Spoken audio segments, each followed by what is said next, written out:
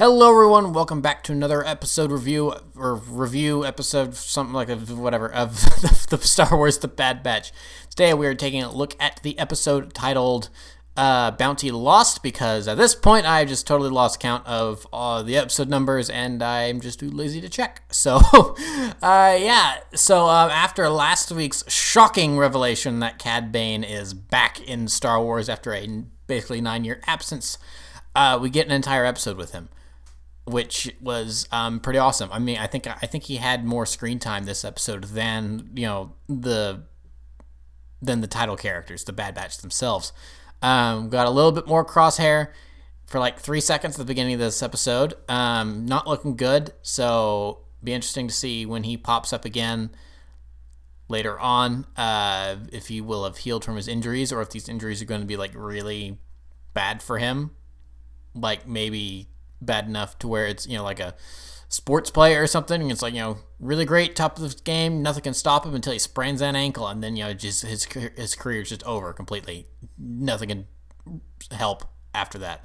So if that happens to Crosshair, that might be really interesting, and would also be part of the forget these clone guys. We need to start sticking to the recruits, because they're a little more easy to replace or something like that. So it's not a big of a loss when we lose one of them, because they're not as highly trained. Of course, there's other problems with that method, but the Empire we know how the Empire dealt with that. So a lot of interesting stuff in this episode, I thought, and for the first time in almost 20 years, we got actual Camino lore, sort of, kind of, which was super interesting. Because when was the last time we actually got straight up lore stuff done about Camino? There was stuff done in the EU, but that was all wiped away. So aside from the little bit we got in Attack of the Clones, we haven't really gotten much lore about Camino or the Kaminoans as a society.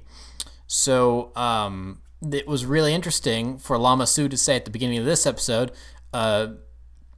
Tonwi, why don't you go to our abandoned facility on such and such planet in such and such sector or system or whatever? And I'm like, oh, wait, hold on. You mean the Kaminoans have other facilities aside from Camino? That's interesting. And so, they basically have Camino Cloud City just sitting up there rusting somewhere. And I'm kind of sitting here thinking, what went wrong on this facility for them to just up and abandon it? They didn't scuttle it. They didn't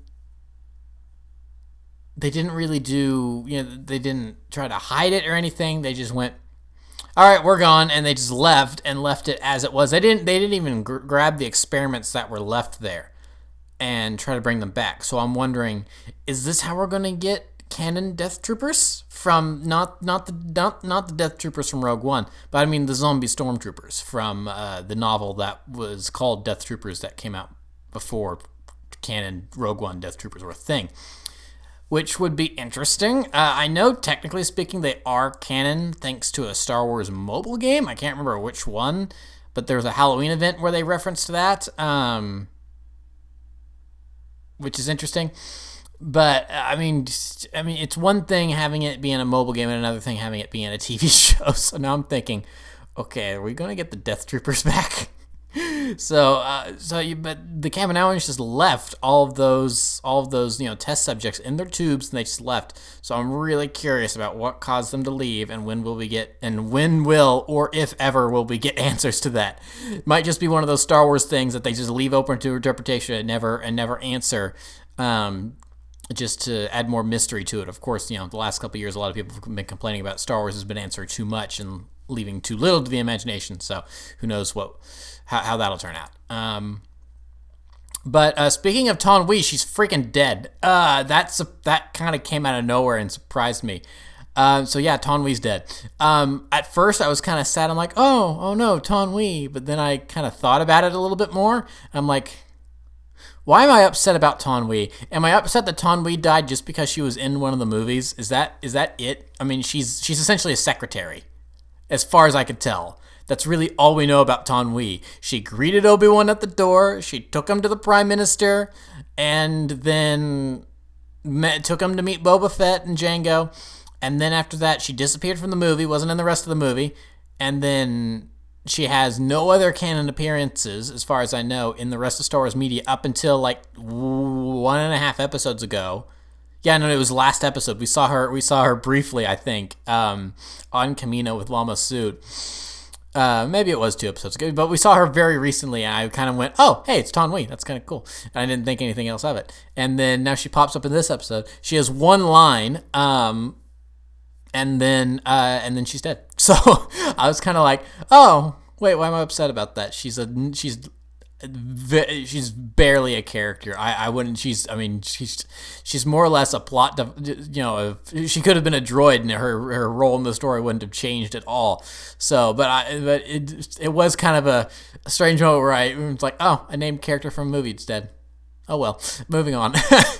So, but it is. I think what is going to be interesting about Ton Wee being killed off, though, is that it seems that was kind of on the orders of, I want to call her Kosai.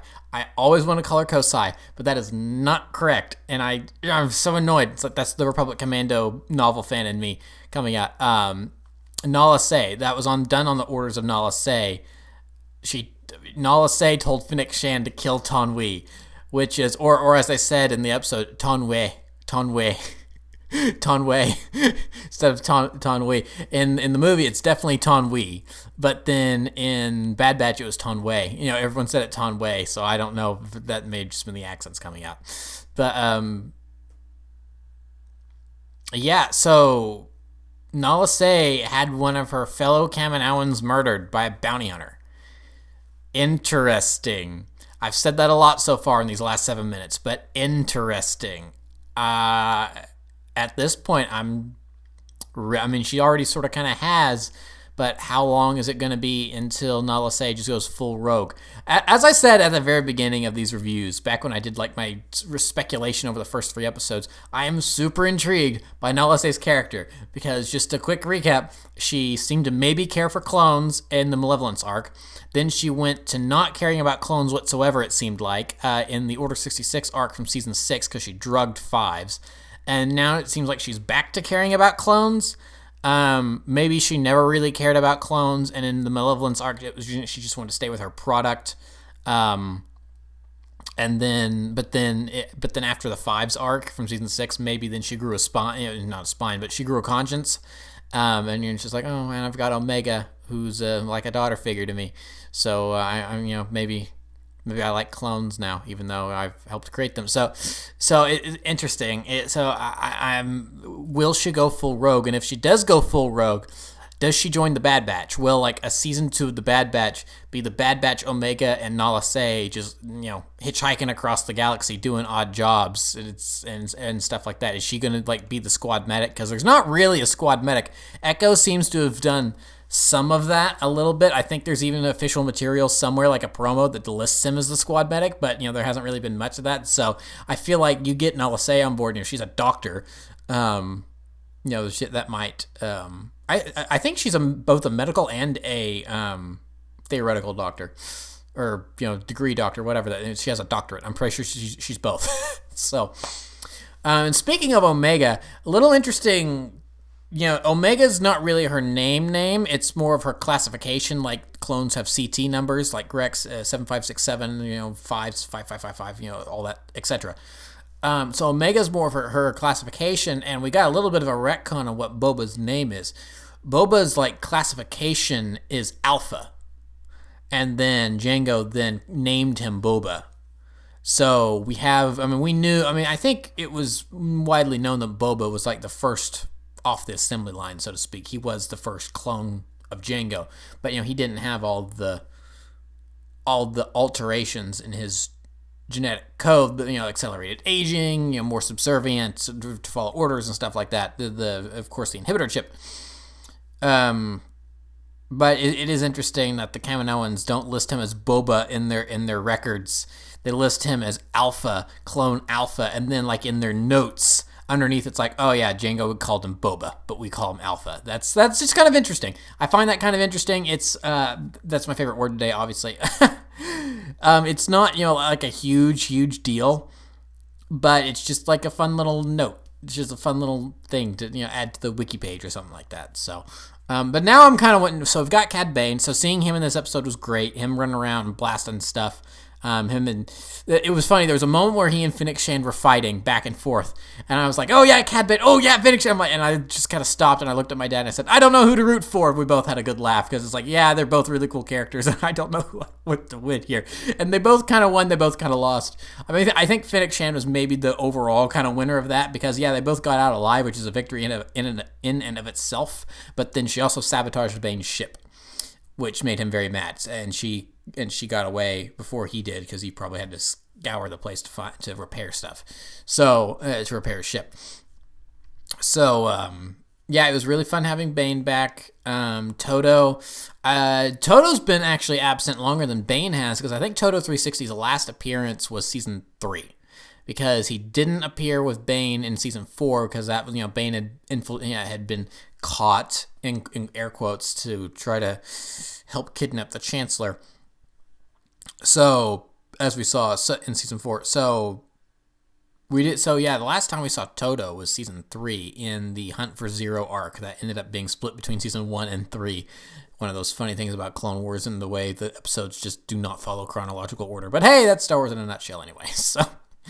Yeah, Todo was good. Seth Green is always a joy to listen to. He's a really good voice actor. He's a lot of range for someone that I think is more known for his comedic, his kind of comedic side of things because he does a lot of stuff with what's his name, Seth MacFarlane, like the Family Guy stuff. He does a lot of that stuff.